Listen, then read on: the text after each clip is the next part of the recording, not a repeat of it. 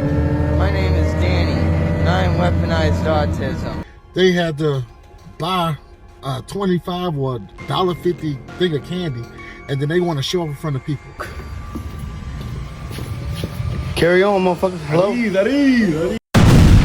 Yeah, there's some craziness going on in the military, and this is where I just compile some random clips I see across social media and kind of just show you guys the buffoonery that's happening. Check this out. Hello, my name is Danny, and I am weaponized autism. Danny, and I have an I wish sandwich. Why is it an I wish sandwich, Danny? I wish I had something in this sandwich.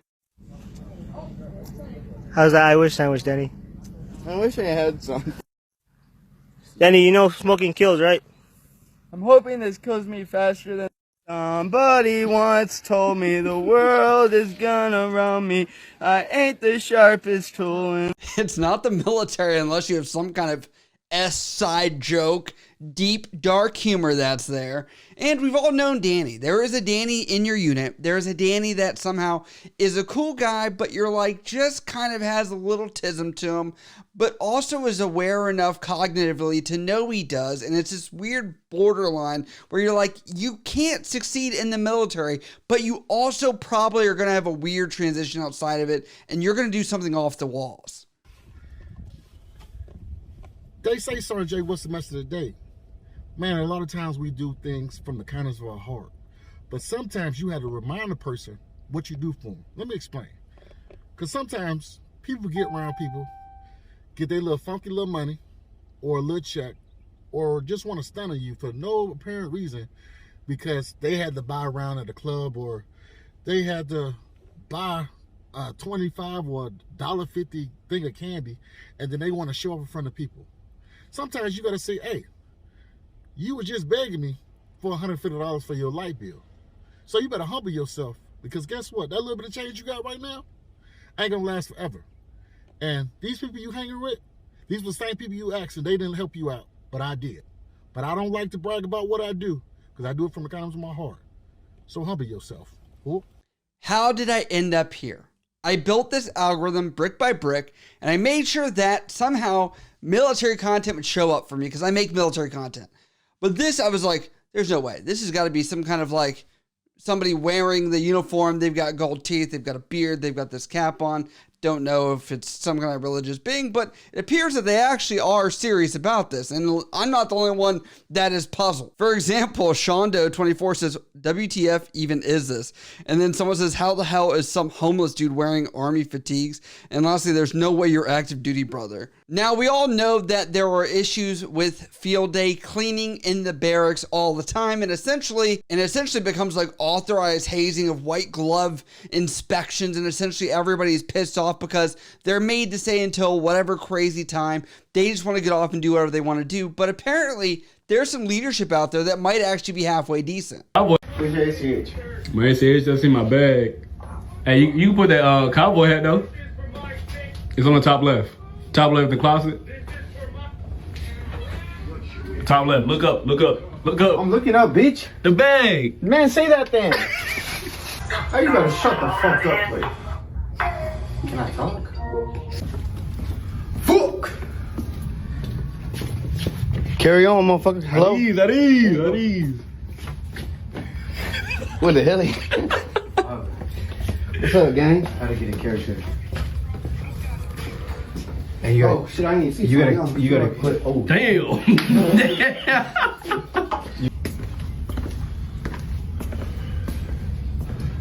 All these goddamn upstairs, bro.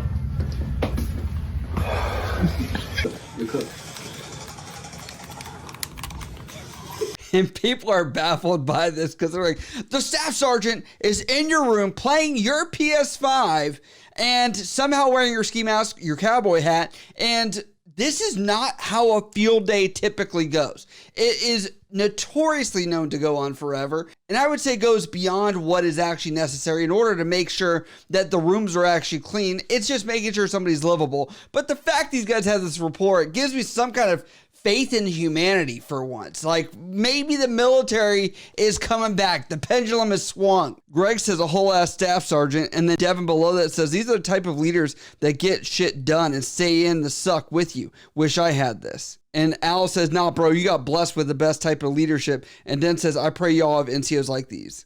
Yeah, and I don't think that's crazy that we should be expecting people that have some compassion for their soldiers. It's not all rah, rah, rah, whatever the frick the Army does. But, you know, like where there is like a respect back and forth. And I see it in this. And this guy obviously does have good leadership. So I do want to highlight that a little bit. Now, we had a good note. We got to move on to some of the craziness that we're finding on the other spectrum, not from the Army, but now from the Navy. If you've never worn one of these, you're not going to understand this, and you don't want to. For everyone else, we are hot racking with a confirmed lice infestation. I have to add context to the people that are not Navying. Hot racking means you are sharing the same bed as other people, rotating shifts. Submarines are, I think, 3 shifts or something to that effect. And then you have people on, she looks to be on a ship where I'm like, it's got to be one other person. But I mean, to sit here and be like, oh yeah, I would like to have my chances of lice be probably twice the normal limit of what it would be anywhere else. I'm going to make sure I sleep next or on the same pillow as somebody else. This is the number one reason why ships are just like festering petri dishes, essentially. Jenny Amy says, excuse me while I kiss my DD-214, and then just says, man overboard because WTF. And my last one shows how crazy this generation can be, even at boot camp, as they're looking for the latest updates on what's happening in the world. When I was in boot camp, there was rumors going around that Juice WRLD passed away. We didn't have our phones, so it was all word of mouth, right? People was coming back from medicals towards the end of the day. We writing families to letters.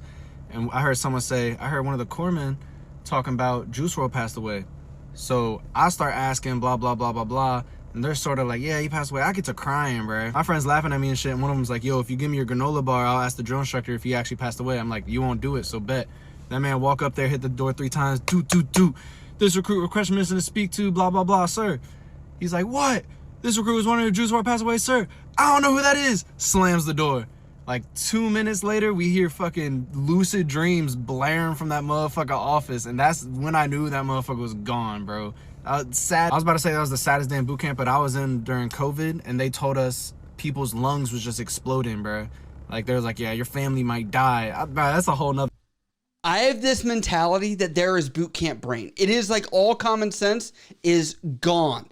And exploding lungs sounds like one of those because I've seen Marines put sanitizer in their eyes for pink eye because it said antibacterial. Playing music over the little speaker is hilarious. We had ours play Let the Bodies Hit the Floor. That's when we were getting slayed and beat, and so it actually turned into an anthem. They are recruit division commanders, not drill instructors, but it's okay. This guy must have been out a long time now. But yeah, dude, essentially, you know, in boot camp, you have no worry. You have no idea of what's going on outside the walls. And essentially, there is like even visual stimulation to not look like you're outside. Like they even have fuzzy glass windows, for example. But, and by the way, why is the kid talking like Tyler Cassidy, aka Krispy Kreme? He's got that little speech pattern. How long have you been in the rap game? I've been in the rap game for like since I was just born. Immediately took to it. Since I was born, I came in and I was just rapping mostly. But from all the TikToks and videos I've shown you guys today, which one do you think was the craziest? Let me know down in the comments below. I'll see you guys next time.